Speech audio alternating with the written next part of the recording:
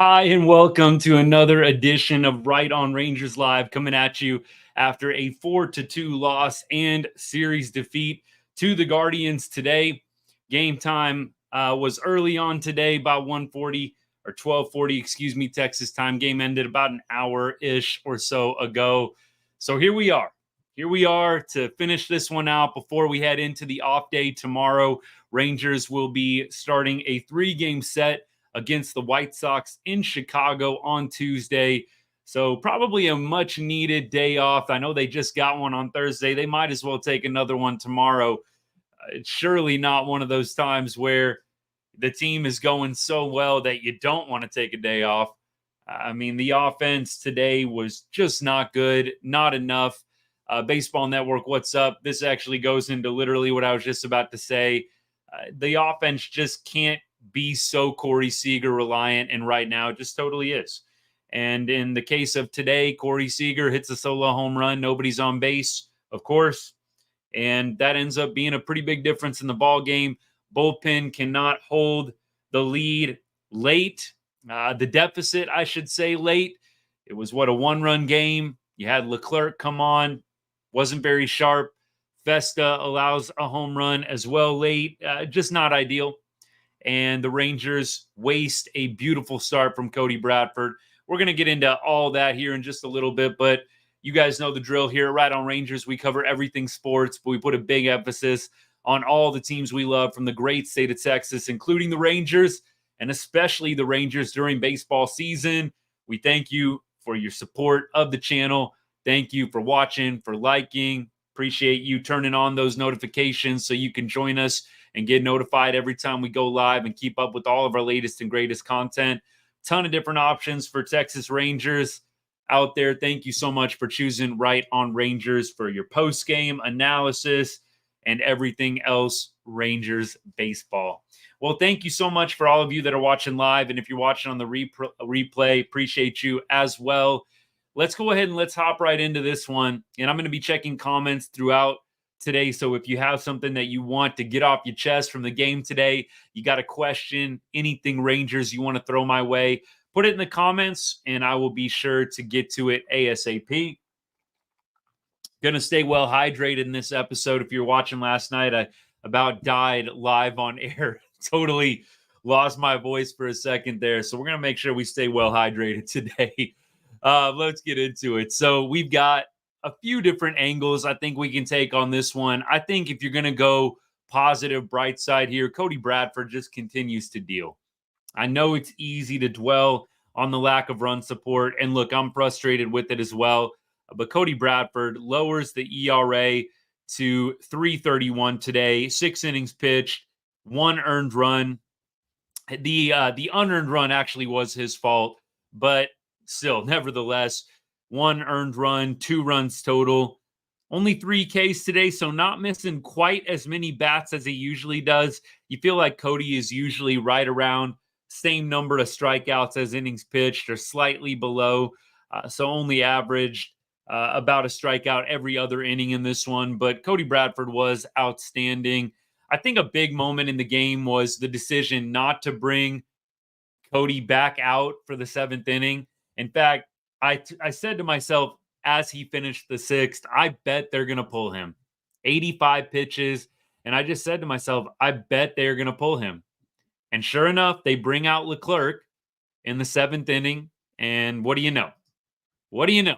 Run ends up scoring in the bottom of the 7th, which at that point made it a 3-1 deficit. If Cody Bradford pitches the bottom of the 7th, look, he had just struck out Naylor. I know that Noel was coming up, and they were probably a little bit worried about Noel. He had taken Bradford deep, but I would have taken my chances. It's one of those where, you know what, if Noel hits a homer off Bradford, and he had already done that once today, you kind of live and die with it.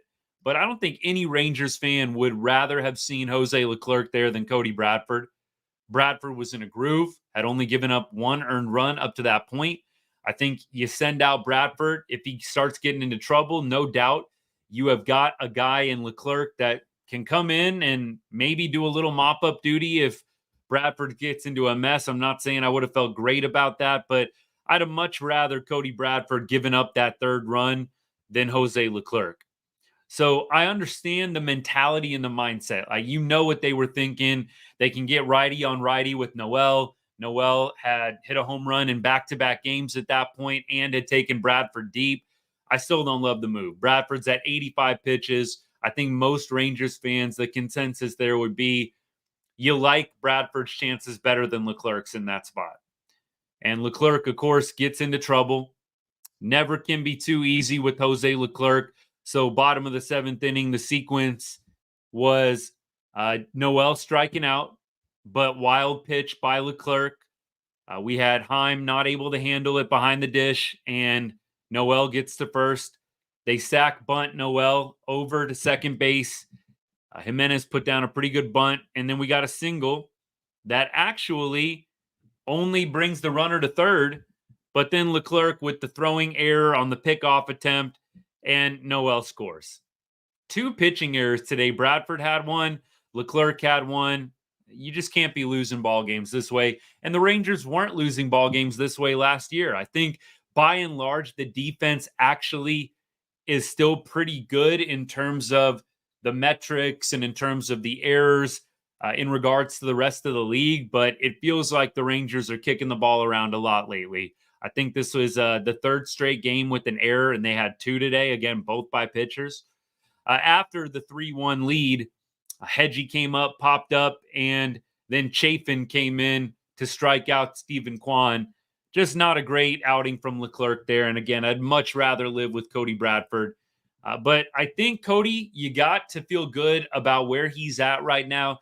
Coming off of that long stint on the IL, he has really come out and pitched very, very well over his last, 6, 7 starts since he returned from the IL. I feel very good about Cody Bradford moving into 2025. And y'all have heard me say, I think this is how you have to start framing some of these games. Start looking at the guys that are probably still going to be around next year. And you just want to see guys finish strong. So Cody Bradford, if Evo comes back, probably going to be number 3 in the rotation. I think you got to love what you're seeing from Cody at this point. It sure would be nice if the Rangers could give him some offensive run support. Sure would be nice if they could stop wasting some of these Cody Bradford starts. John, let me get to your comment here. What's up, by the way? Thanks for tuning in. John says, the epitome of this season was the strikeout pass ball. Dude gets on base, gets to second. Yep, we just went through this sequence. Single to get him to third. A throw to first, gets past for a freaking run scored, all with Leclerc on the mound. You just didn't need to go to Leclerc here. I get Noel had homered off Bradford earlier in the game. That doesn't mean that he's taken him deep again. I would have much rather have seen Bradford give up the third run of the game than Leclerc. I don't think there's a lot of Rangers fans that would have loved to have seen Jose over Bradford in that moment. I could be wrong, but I absolutely had that bad feeling they're going to pull him after the 6th inning, even though he's only at 85 pitches. I think the play would have been you give him a couple of guys if he starts getting in trouble. Of course, you pull him at that point, but see what he does against Noel. See what he does. And then see what he does against Jimenez. Jimenez was 0 for on the day. Freeman was 0 for on the day up to that point. So really, you just had to get past Noel, and then you had a very favorable 7, 8, 9 matchup. So even if you wanted to pitch around Noel and just be kind of careful with him, I think you had a very favorable 7, 8, 9 matchup coming up after Noel.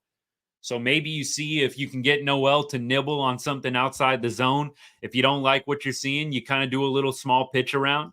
I would have much rather have seen them do that than hand the ball over to Leclerc in a 1-run deficit, which quickly became a 2-run deficit. Then that Corey Seager solo shot ties the game. I know you can't play that game too much in baseball, but that is the reality. You figure Seager comes up, ties the game 2-2, and who knows what happens from there. Of course, that didn't happen. The Rangers go on to lose this one 4-2. Natalie, thanks for tuning in. Natalie's comment says, I read an article on a Rangers page talking about how versatility will help cement Langford long-term fit here. Yeah, I think they're going to be moving Langford around a lot. And Langford, by the way, today, might as well talk about him. 0 for 2 on the day, did have a walk, played center field today, moved over to left. I think Langford is going to have to improve defensively. I think left field, center field, I think he has some improvements that he can make. I think the arm slot, Langford is a little bit too low. I think probably a tweak there needed. I think he should be a lot more over the top than what he is right now. Kind of at the almost feels like he's throwing 3/4 from the outfield sometimes. You really want to get that arm over the top from the outfield spot, especially if you're going to be a center fielder and not just a left fielder. You got to get that arm coming straight over the top so you can maximize the velocity and accuracy. And when you're throwing it over the top versus 3/4, I do think that you have a much better chance at hitting your cutoffs, and then also keeping the ball low, which Langford has had some trouble with, right? Sailing it over the cutoff, sailing it over Jonah Heim's head for plays at the plate. That's happened a couple of different times. So I also think they've got to work on some route reading, some good first steps with him. He's a very, very good ball player. I like the potential for the future, but I just got to be honest. I think he leaves something to be desired out there right now, playing left field, playing center field. Keep going here. Yeah, Baseball Network, you were hanging out with me last night. Yeah, not drinking enough water. The voice just left me. I was just going off, I think, on the Astros. I think that was the topic last night when I lost my voice for a second there. I was just on a classic Astros rant. Had a couple of people in the chat. I don't know if I never know. I think if you are supporting the Astros in any way, you're either a fan or you're kind of a closet fan.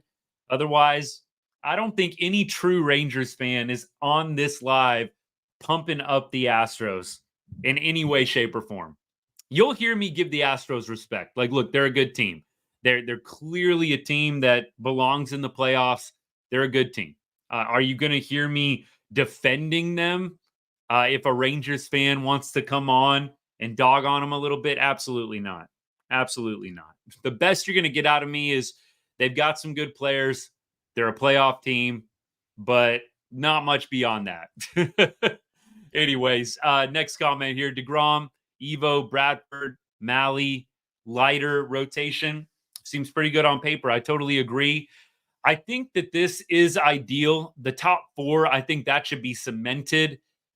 Book it. Like if you're CY, you got to make that top 4 happen. DeGrom, Evo, Bradford, Malley.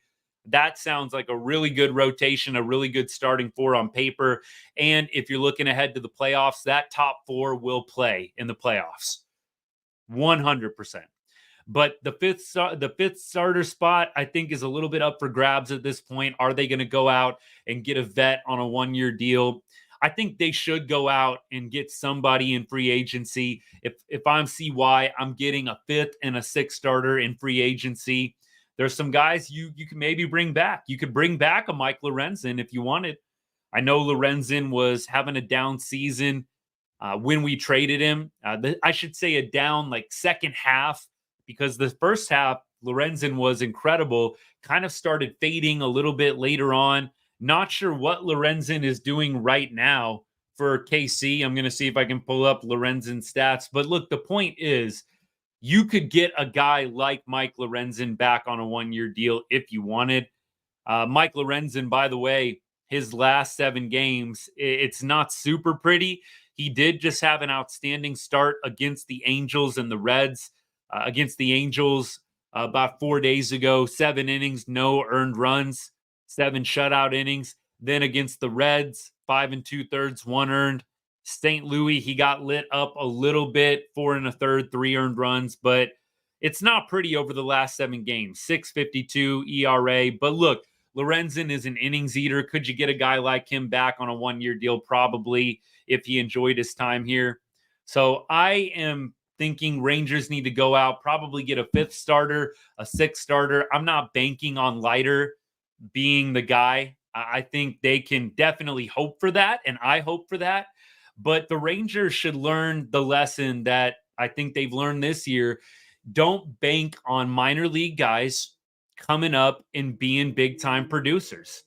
I think we all, as Rangers fans, bought into Wyatt Langford being a big-time producer this year. He wasn't.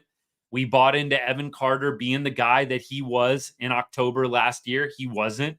I'm personally a little bit burned by counting on minor league guys to come up and be contributors. I think you've got to have some insurance policies in place. And with that being said, I'd like them to go out and sign a 5th and 6th starter. And if you can get quality out of Jack Leiter down the stretch, so be it. So be it. You can always move those 5th or 6th starters into a bullpen role, kind of a longer relief role, while Leiter takes the 5th spot in the rotation. But I'm not banking on that. I think they did that this year. They tried it.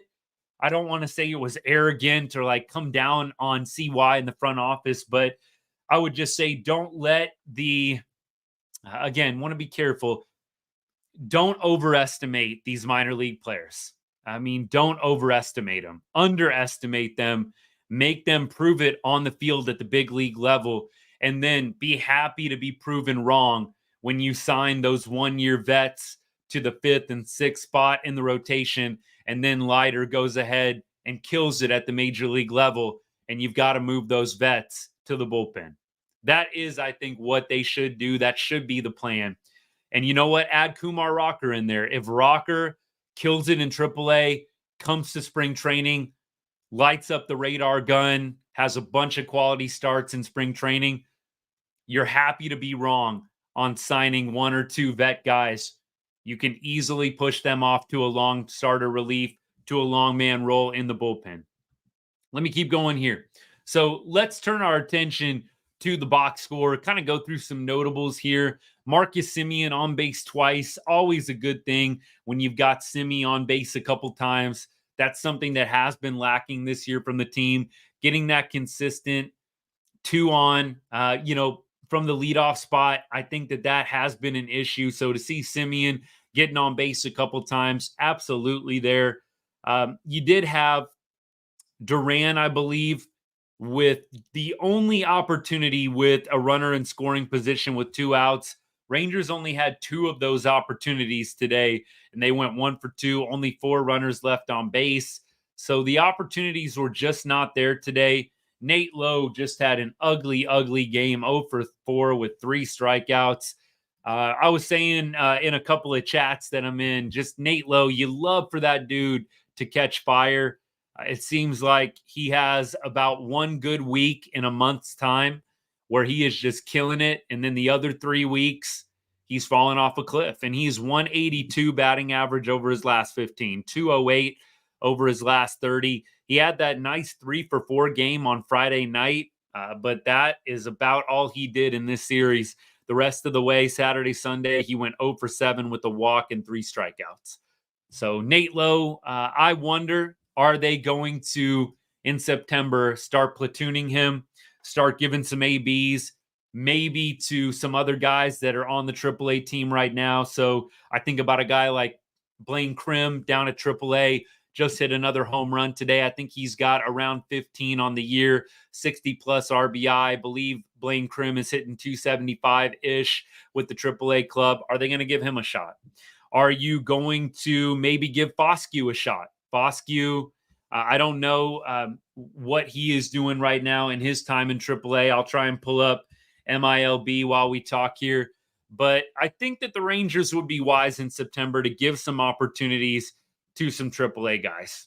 I would like to start seeing that. There's really no reason to continue to give ABs to some of these starters that are just doing absolutely nothing for you right now. And Nate Lowe, as much as I love him, as much as I love the clubhouse presence, I just really do not want to see them not give opportunities when it comes to some of these young rookie guys, young AAA guys. So Krim, by the way, 1 for 5 with the bomb today, 272 average on the year. I would try and bring up Ornelas. Ornelas 2 for 4 today.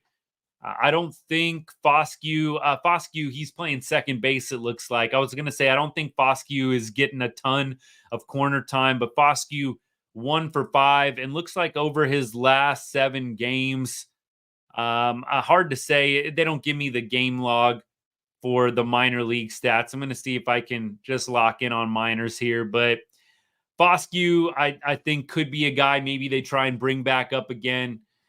at this point, give Corey Seager and Marcus Semien time.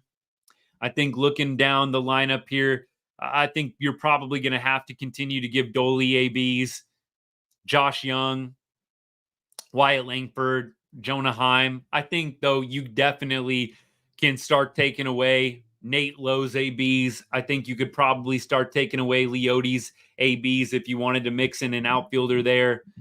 Josh Smith, as much as I love Josh Smith, I think that's another guy you could probably start cutting some ABs from, just giving other guys opportunities. That's just my harsh take on this, guys. We just don't have a lot of hopes for playoffs, if any, at this point. And there's nobody that is just killing it enough to continue to give them ABs in the context of this season. So I want to see some call-ups, get some opportunities, more than just one guy. And I hope that that is what happens when September rolls around in about a week here. But very, very poor showing from the offense. You got the one home run from Corey Seager. Josh Young had an RBI as well today. And that's about all she wrote. I mean, there's just not a lot else notable today. No Ranger goes multi-hit today. Jonah Heim had a base knock. Again, Josh Young base knock. Seager with the home run. Semien with the base knock as well. Other than that, pretty ugly day offensively. We talked about Leclerc already. Chafin did come in and get a big strikeout of Quan. I think the Rangers would be silly not to give Chafin that option. They've got a club option on Chafe right now. So I really think that the smart move is to get Andrew Chafin for another year. Otherwise, you're trying to go with Latz and Pennington as your lefties. Is anybody excited about that? I'm not. I would love to have Chafin in the high leverage moments. You got Latz and Pennington that can fill in kind of the 5th, 6th, 7th inning spots, but I don't think you can trot out Pennington and Latz as your big shutdown lefties next year. Nothing against them. I just haven't seen enough from those guys to warrant them getting those high leverage ABs at this point. They haven't done enough in my book. So I want to see them re-sign Chafin. He's had some ups and downs, but I think by and large, he's shown that he can get big outs in big moments. He did it today against Quan, an all-star in a big spot. So I'm wanting to re-sign Chafin. And really, it's not about re-signing. The club just has to exercise the option, and it's a done deal. And you traded for him knowing that he has a club option. And for me, he hasn't soiled the bed his entire time here. There's been a few bad moments, but I think Chafin is a guy that you got to exercise the club option on. So Chafin, probably the one bright spot in the bullpen. Festa gets the home run hit off him. Did have a strikeout today. And again, we already ran through Leclerc, just not able to have a shutdown outing. You know, Leclerc, I think, did all right in his other appearance against the Guardians this weekend. But I'm personally ready for the Leclerc run in Texas to be over. I would like to see them move on and really do a little bit of an overhaul with the bullpen. You've got some guys that are on the expiring contracts. Don't know if Robertson is going to be sticking around. Don't know if we're going to be able to retain Yates. I think this is an opportunity this 2025 offseason to really do some retooling. And I think that the Rangers would be wise to go in some different directions rather than try and keep some of these same guys that they've trotted out really the past several seasons. Aaron, absolutely. Today it was Lechoke. The throwing error more than anything, right? The throwing error, just terrible. Can't happen in a moment like that. At that point, you know, when Leclerc makes the throwing error, again, we're going to the bottom of the 7th inning here. You already got really 2 outs if you count the Noel strikeout, even though he reaches first base on the wild pitch. That's how they officially scored it, at least. But you had 1st and 3rd, 1 out. You had an opportunity to get a double play ball. You just can't throw the ball away. And I believe in that spot, you know, maybe some people, the wild pitch, the throwing error, you kind of don't know 100%. You know, could somebody else have made a play on those? I tend to blame Leclerc more so for the throwing error than I do the wild pitch. That's just me. The wild pitch, you did your job. You got the guy to swing. I'm not saying that Jonah Heim had that one in the bag or, it's 100% a play he has to make back there behind the dish. But I definitely give the throwing error, though, and I put that solely on Leclerc's shoulders. I think the wild pitch, you definitely could maybe say is somewhat debatable, but just can't happen there. So agreed. LeChoke in this one, no doubt. This is actually a really good question. Spores rehabbing in Frisco. Do I want to keep him? Look, I'm not a medical professional, but something that does really concern me about Josh Spores is the continued injuries. I love Josh Spores for everything that he did for the 2023 run. I think the big question with Spores is going to be, do you think he's going to be a guy that's going to stay healthy? If the answer is yes, then I want Josh Spores. But if you have done the evaluation of him and there's any doubt in your mind that he is going to be able to stay healthy the rest of his career consistently, I think you probably could cut ties with Spores. I don't know what the contract situation is, but I would try and do an overhaul of the bullpen at this point. You really haven't been able to count on Spores for any consistent amount of time this season. I'm down for Chafin. I think Pennington, Latz, those guys are going to get opportunities to come back. But other than that, I don't know. Obviously, if you can get Yates, Robertson back, that would be phenomenal. But I just don't know at this point if you really want to hold on to a whole lot of other guys. I like Spores when he's healthy. I just don't know if he can stay healthy. So great question. I think that is something that CY and the front office are going to have to evaluate. Do they think this can be a guy that can stay off the IL, save maybe one or two short stints here and there if maybe, there's a little fatigue or something like that. But I don't know. I love Spores, just concerned about his ability to stay on the field. Let's keep rolling here. We pretty much covered everything, I think, in this one. I'm going to run through one more time here to talk about anything today related, but I think this is another one that's good to just go ahead and flush and move on from. And I've said that about a lot of these games recently, unfortunately, but here we are. I will say this, isn't it just kind of just so disappointing to see Clase out there dealing 0.6 ERA from Emmanuel Clase, strikes out the side in the ninth. Man, that was a quick ninth inning. That Clase trade is always going to be something I look at and just shake my head at. You can't win every trade, but we got Corey Kluber for one inning, basically. And we traded away Emmanuel Clase. That has got to be one of the all-time worst trades in Rangers history. And every time I watch Clase pitch against us, I just get more and more of that dagger twisting in the heart from that trade, where we got literally one inning out of Corey Kluber. Just terrible, terrible trade. You can't win them all. There have been some good trades that the Rangers have made, no doubt, but that's got to be one of the all-time, as Aaron puts it here, all-time boneheaded trades. Emmanuel Clase is a freaking beast out there in the ninth inning. We have our own freaking beast in Kirby Yates, but Emmanuel Clase is controllable. And let's be honest, if you had to put them side by side, I think just running a franchise, of course, you want Clase. As good as Kirby Yates has been, you want Emmanuel Clase. 0.6 ERA. I'm surprised that the numbers in the strikeout category are not a little higher, but 0.65 whip, 0.6 ERA, the dude is just filthy. And he doesn't walk a lot of guys. I mean, in his last 15 games, he's walked 3 guys. So he has control. The stuff is filthy. Every time I see that dude pitch, it hurts because he should be in Ranger red, white, and blue. He should be. Yeah, last year, this is actually a really good point, Natalie. Imagine what our record would be if we had Clase last year. mean, imagine that World Series team last year with Clase. Seriously. Every time I see that dude throw, I know I've said it a few times, y'all. It's painful. It's just painful. All right, we got to move on.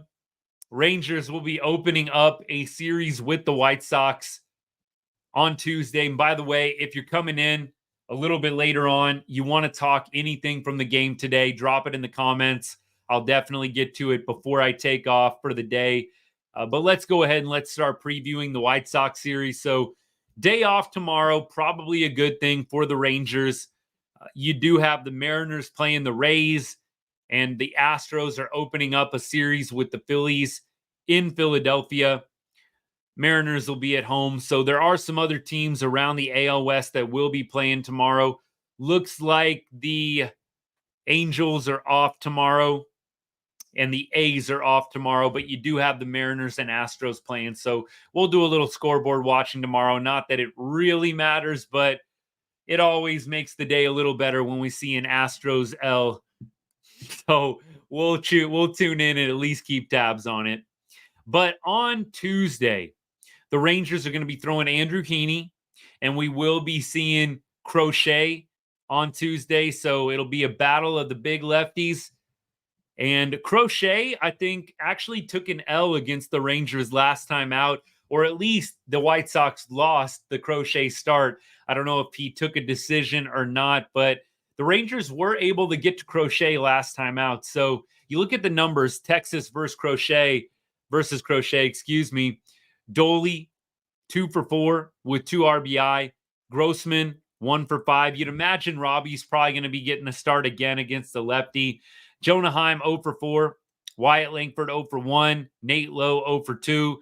Marcus Semien, 1 for 2. And Josh Smith, 1 for 2. Seager, I think, was hurt or going through some kind of injury the last time Crochet pitched, because Seager doesn't have any career at-bats against him. So there's that. Pretty small sample size. And Crochet, just to look at his last 7 games, and let's actually go last 3. He has not gone past 4 innings each of his last 3 starts. So we're not going to see a lot of length out of Crochet. He's actually gotten pretty well lit up his last 7 games. 6.17 ERA for Garrett Crochet in his last 7 starts. 23 innings, 28 hits, 8 walks. So allowing a lot of base runners, a lot of traffic. Look, we all joke the Rangers love to make struggling pitchers look really, really good. So don't be surprised if Garrett Crochet has a pretty quality outing against us coming up next year. But with that being said, Garrett Crochet definitely is hittable right now with how he's been going.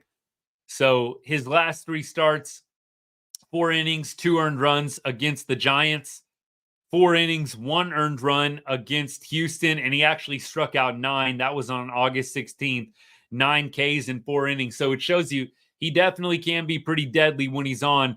Against the Cubs, 2 1/3, 7 earned runs. So that Cubs game was really what ballooned the ERA. 2 1/3, 9 hits, 7 earned runs. So we'll see what Garrett Crochet, or which Garrett Crochet we get come Tuesday. But that is the pitching matchup. Hopefully the Rangers can get back on track against the White Sox.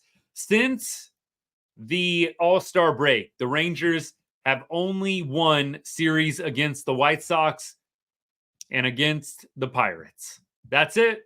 We've lost every other series since the All-Star break. Hopefully we can make it 3 series since the All-Star break with at least 2 out of 3. I mean, if we can get a sweep again, I'd love it. But can we at least take 2 out of 3 against the White Sox? Come on now. Come on now. This would be a painful series if the Rangers cannot pick up at least 2 out of 3. So we'll see what happens. But Tuesday, Wednesday, Thursday, the Rangers will be facing off against the White Sox. Andrew Heaney, again, going tomorrow. Heen Dog, over his last 15 games, 3.76 ERA. Been pitching really well. Threw 5 scoreless against the Pirates last time out. 8 Ks. Love the way Heaney's throwing the ball. I expect him to have a good outing. Are the bats going to show up? That is the big question. That's the $1 million question. Now, for the rest of the series, let's take a look. Let's see who the Rangers have or haven't announced. Looks like TBD for Wednesday, although it feels like Evo probably is going to be in line for that game if I had to guess, unless they've announced him for Thursday already. Looks like Evo is slated for Thursday. So they are giving Evo 6 days in between starts because he started on Friday night. So I thought maybe Thursday they'd be throwing him out there. Wednesday they'd be throwing him out there, but they're going to give him 5 days rest and have him throw the Thursday game, which is a getaway day. And then the Rangers on Friday will be heading back to Arlington for a 3-game set with the Oakland A's. So 3 against the Sox, 3 against the A's. Good opportunity to go like 5-1 or 4-2 at minimum. So the Rangers, I do feel, have a couple of favorable matchups coming up. In baseball, it's never money in the bank against any team, but you feel like this is the opportunity for the Rangers to get back on track, playing 3 in Chicago and then 3 at home against the A's. We'll see who ends up starting on Wednesday. Just trying to think over in my mind who the options might be. Do you throw Jose Urena in a little spot start? I'm kind of done with Dane Dunning starting games. Maybe they'll throw Dane, but I'd really prefer to see Jose Urena and throw Jose Urena with Jonah Heim. I feel like he's been sharp all season long when Heim catches him. He kind of got lit up in a spot start a couple of weeks ago when Carson Kelly was behind the dish. On Wednesday, I'd go Urena with the Jonah Heim tandem.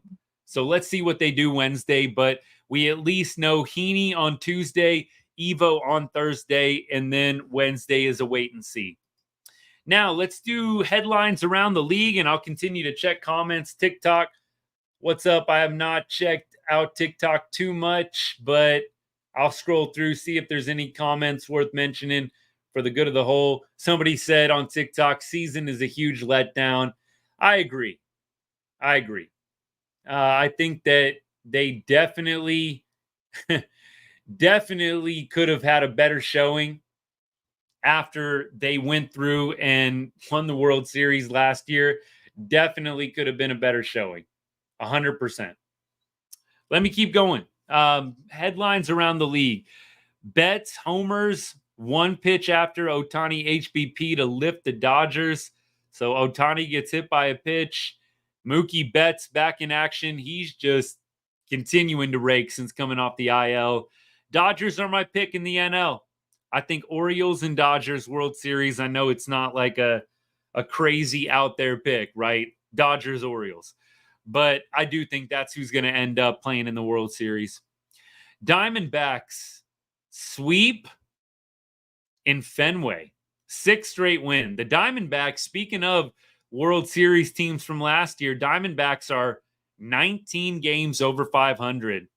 So Lovello has got those guys back playing some really good baseball.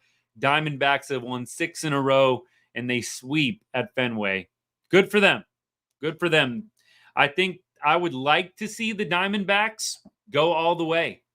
I really would. I don't really care to see the Phillies win a World Series. I can't say I care for any of the NL Central teams to win a World Series. I wouldn't mind seeing the Diamondbacks. I don't have any ill will towards them. I mean, there was really nothing that went on in that World Series last year that would make you hate the Diamondbacks. We pretty much crushed them. I mean, there's not a whole lot to be upset about. I wouldn't mind seeing the D-backs take it all this year, but I think the Dodgers are going to be hungry to avenge the loss from last year. And with Ohtani, I would be surprised. The Dodgers starting pitching maybe is a little bit of a question mark. The Flaherty deal, I think, is helpful. We'll see what happens. A 33-year-old gets called up for the Pittsburgh Pirates. Brady Fagel, I don't know how I'm saying that, but if I'm saying that right, but he gets picked up by the Pirates, gets the call up at 33 years old, lefty pitcher. So I don't know how he did today, I don't know what his line was, but very, very cool. I don't even know if he got an appearance today. 33 years old, getting a call up. That is very special. Good for him. That's a great story in baseball. Absolutely a great story. Now, let me keep going here. We have Yamamoto ready for rehab games at AAA. So a lot of Dodger stuff today. Shocker on MLB.com. Absolute shocker. Guardians did make the headlines today. Series win sets up crucial AL Central clash with Royals. So Royals and Guardians playing next. I think that's about it. That's about all the headlines. Let's do one more check at the comments here. White Sox are 31 and 100. Aaron says if they stay on this pace, they'll have the worst record of the modern era. Okay. They're just really trying to lock up a good pick, I guess. Although, if I go to Tankathon here, is there like something weird with the MLB draft where they don't get the first pick? So when I go to Tankathon, which I don't know if is correct, the White Sox, it says, have the 10th and 11th pick, and they're ineligible to pick better than 10th due to previous lotteries, market size, and revenue sharing rules. So I don't know. Oakland and Chicago are ineligible to pick better than 10th this year. I don't know all the ins and outs of the MLB draft and all the rules. Right now, Texas still has a top 5 pick, by the way, in the MLB draft. So we'll see what happens there. But right now, Texas looking pretty good to get a top 5 pick. Washington is about a game ahead of them for 4. Angels are 6 games ahead of the Rangers for a top 3 pick. And the Rockies and the Miami Marlins, respectively, about 12 games ahead of the Rangers for the number 1 and 2 picks. So there you go. Could it be lighter? When will guys like that be up? I don't know. I think it could be maybe for the September games. I think September call-ups absolutely would be my best guess on that. All right, let me keep going here. Aaron says early 2000s Tigers were 43 and 119. That's the worst. Yeah, I don't know. Do you see? Let me think. There's 30 games left, 31 games left in the regular season. So if the White Sox are 31 wins, they would have to win 12 of the next 31 games to not get the record. It's hard for me to see them going 12 and 19 over their next 31. I don't know. I think they're a pretty good lock to beat that record that the Tigers set. I think they will probably become the worst regular season team in Major League Baseball history. Basically, Aaron says both teams have sucked so long that they can't get a top 10 pick due to anti-tanking rules. There you go. So Tankathon had it right. Now, is there let me see here. I'm a little bit confused. Is there a lottery in Major League Baseball now? I don't know. I thought it was still pretty traditional, but maybe not. I guess there is still a lottery system. 2024 MLB draft lottery. So let me see how it goes here. Yeah, sure enough. So there is a lottery. So Rangers could potentially still get the first pick in the draft right now. According to Tankathon, they've got a 7.48% chance of getting the top pick. Miami and Colorado, 22.5% chance each. So we'll see what happens. Rangers could potentially get a top 3, top 2, top 1 pick. That might be the positive in all this. Maybe next year for 2025, you get an opportunity to reload a little bit with the farm system. I think the only mistake this year with the Rangers, you didn't capitalize on some trades you could have made at the deadline to really reload for next year. It's unfortunate. You missed the opportunity there. They did trade Lorenzen. You probably could have traded a Kirby Yates, a David Robertson. It's unfortunate. Hard to know. Hindsight's always 2020, but it is a bummer that the Rangers weren't able to reload a little bit more at the trade deadline. I definitely was not an advocate of selling off the team, so I'm not going to sit here and pretend like I was. I wanted them to keep those guys.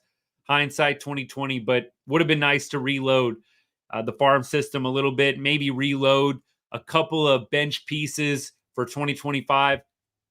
Shoulda, woulda, coulda, right? I think that is really the mantra for the Rangers this year. Shoulda, woulda, coulda. Could have probably had a much better season this year, but a lot of regression, a lot of guys falling very hard, crashing very hard back down to earth. And here we are. It's going to be an interesting offseason. I am very, very curious to see what they do, who they may trade away, who they may try and acquire. That will be fun. That is a very fun component of this offseason. I can't imagine Rangers brass, Rangers front office is going to be satisfied with the result and not want to turn things around for next year and make it back to the playoffs at minimum.